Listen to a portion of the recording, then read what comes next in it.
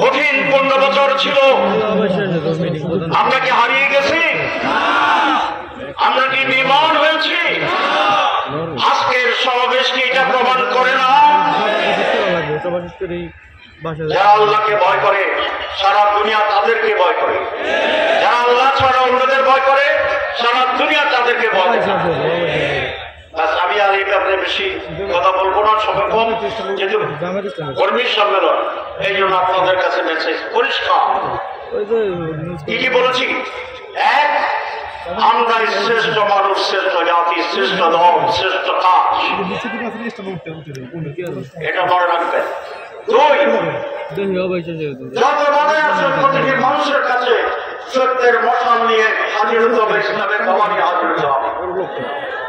তিন, আমাদেরকে সৃষ্টি করা যে মানুষের জন্য, নিজের জন্য নয়।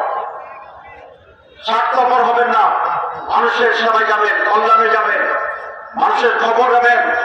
নিজের বাড়িতে যাওয়ার আগে কমপক্ষে আরেকটা ঘরে ঢুকবেন, সে কেমন আছে সেটা দেখবেন। প্রত্যেক দিন যদি একটা একটা করে ঘরে খবর নেন, নিজের খবরে যাওয়ার আগে বাড়িতে, মানুষকে আপনাকে ভালো বলবে না বলবে না?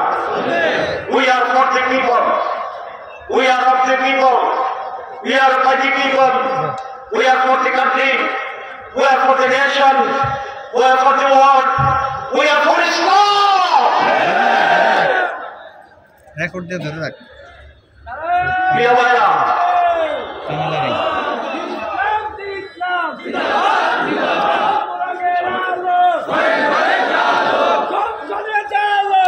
সম্মানিত ভাইরা, কিছুদিন আগে সিঙ্গাপুরের উচ্চ পর্যায়ের একটা প্রতিনিধি দল জামাত দেশে আসছিল। আমি জিজ্ঞাসা করলাম, তোমাদের দেশ খুবই ছোট, একটা শহর, একটা দেশ, সিটি স্টেট বলা হয়, তোমরা এই কয়দিনে কিভাবে এত উন্নত করলাম? সে খুব সহজ জবাব দিয়ে দিয়েছে, দেশবাসী মনোযোগ দিয়ে শুনবেন আশা করি। সে বলেছে, আমাদের খুবই সৌভাগ্য যে আমরা একজন নেতা পেয়েছিলাম যিনি সৎ এবং যোগ্য। তার নাম হচ্ছে লি কুইন, আপনারা অনেকে জানেন যারা পড়েছেন ইতিহাস। একজন নেতার নেতৃত্বে 67 সালে স্বাধীনতা পাওয়া ক্ষুদ্র রাষ্ট্র সিঙ্গাপুর আজ পৃথিবীর অন্যতম ধনী এবং উন্নত দেশের অংশ।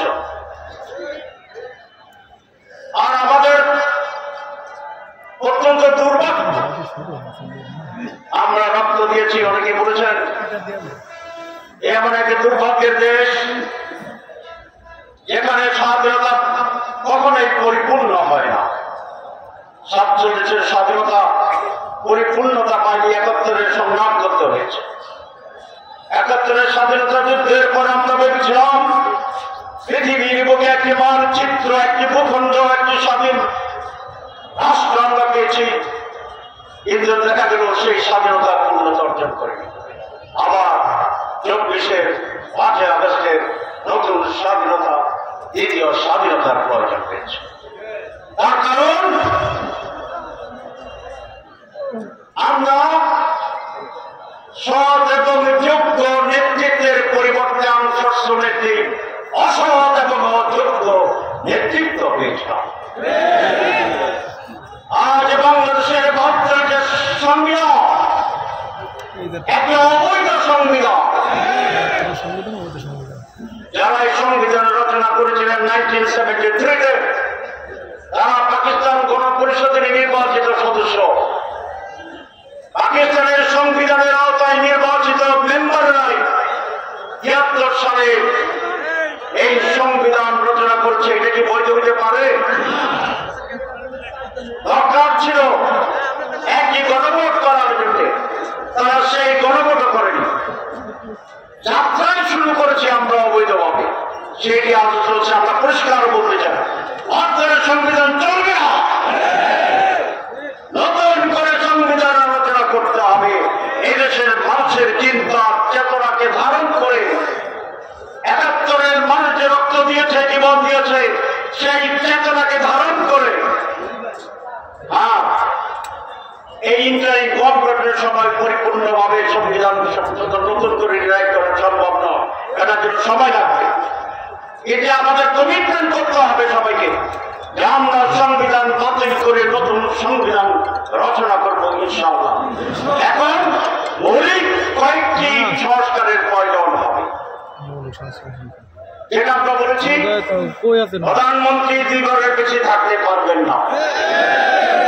আমরা বলেছি প্রেসিডেন্ট প্রধানমন্ত্রীর ক্ষমতার ভারসাম্য থাকতে হবে।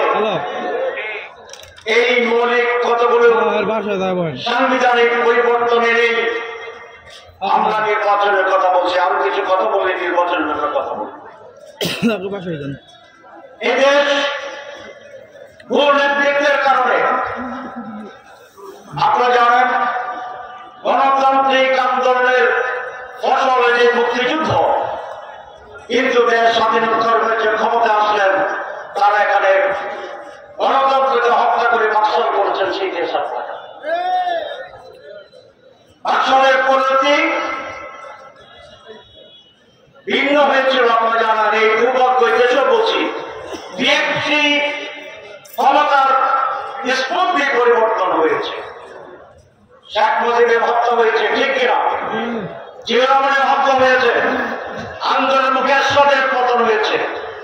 স্মুথ ট্রানজিশন অফ পাওয়ার বাংলাদেশে বহুদিন ধরে হয়।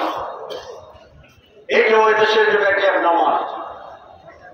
আর বিগত 15 বছরের কথা আমি বলি নাই, মিলন ভাই অন্যান্য বক্তারা সুন্দর করে বলছেন।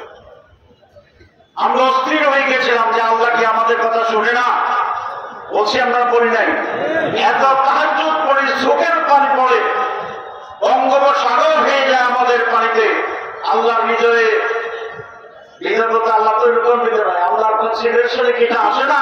বলছেন আল্লাহ বলছে বান্দা অস্থির হইয়া চুপ করে থাকো, তুমি যা চাও নাই তাই দেবো, তুমি সে কত দেয়া আমি করে দিয়েছি দেশ দেয়া, ঠিক কিনা? আমাকে 100 বলে যে তাই ভাই আপনার উপর এত জুলুম হয়েছে, আমরা দুঃখিত। আমি বলো না, আরো 5 বছর জেলে থাকতাম, আর এই সরকারের যে পরিবর্তন হয়েছে তা তো আমার পোষাইতো। পোষণে বুঝেন এটাকে আপনারা কল্পনা করছিলেন? মালিকাল মুলকা তুতিল মুলকা মান তাশা, জানেন ইনি আল্লাহ, যিনি মিরাকেল করেন, রাতকে দিন করেন, দিনকে রাত করেন, মৃতকে জীবিত করেন, জীবিতকে মৃত করেন, অলৌকিকত্ব প্রকাশ করেন। 5 আগস্ট কি মিরাকেল না? আমার অনেকে বলে এবার জামাতকে ভোট দেবো, অনেকে বলে যে বিশ্বাস করতে চায় না জামাত এই নির্বাচনে ক্ষমতায় যাবে। যে আল্লাহ একবার মিরাকেল দেখাচ্ছে, ওনার আরেকবার মিরাকেল দেখানোর ক্ষমতা আছে না নাই? যদি মিরাকেল হয়ে যায়, সবাই যদি মনে মনে বলে একবার আমাদের দেখি, সবাই বললে তাহলে কি হবে? এরকম ঘটনা আছে না যে সবাই একটা কথা কইছে মনে মনে, বাচ্চাই আমি ছাড়া আর কেউ কয় নাই, পর দেখলো যে সবাই এক কথা বেশি।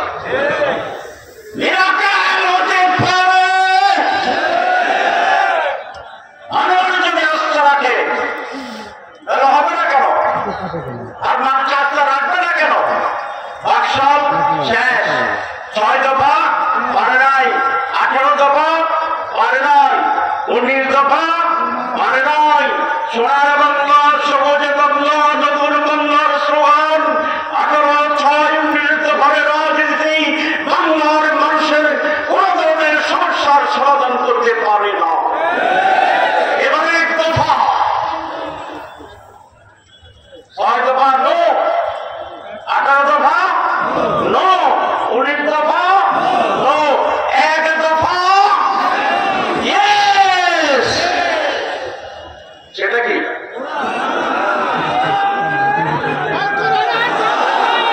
এক দফা কি? একবার জামাত ইসলামীকে দেখবো।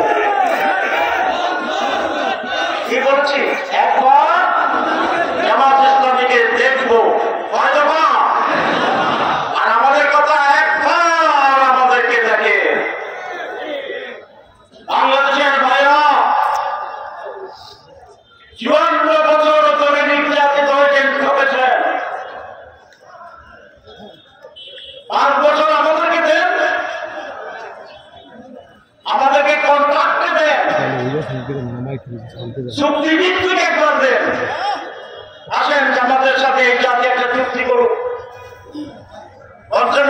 করছেন, খুব খারাপ হলে কি হবে? আরেকবার ধরবেন 55 লোকে আর 5 লোক হইল, এটাই তো। আর যদি জামাত নৈতিকতা বা রাষ্ট্রের ভিত্তিতে যে কল্যাণে রাষ্ট্রের আজকে ঘোষণা দিচ্ছে,